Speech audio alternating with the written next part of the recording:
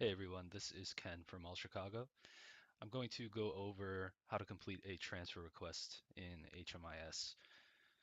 Transfer requests can be used by housing providers if a person or family that's enrolled in your project currently is no longer eligible, or if you find that they need a different type of intervention or different housing model.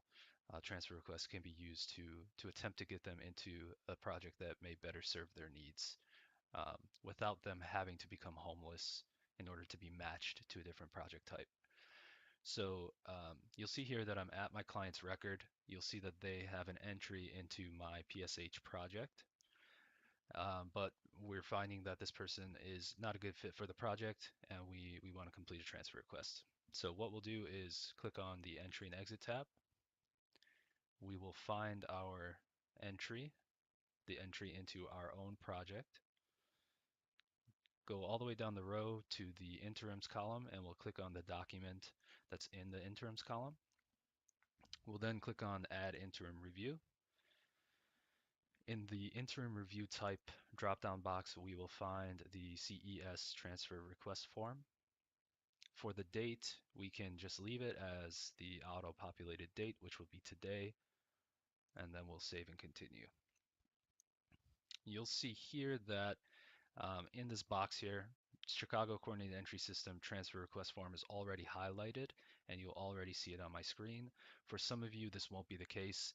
When you do an update, the assessment that might auto-populate is an interim update. It could be a SSVF update, an ESG update. It could also be an annual assessment. It really depends on your project and what's set up within Service Point.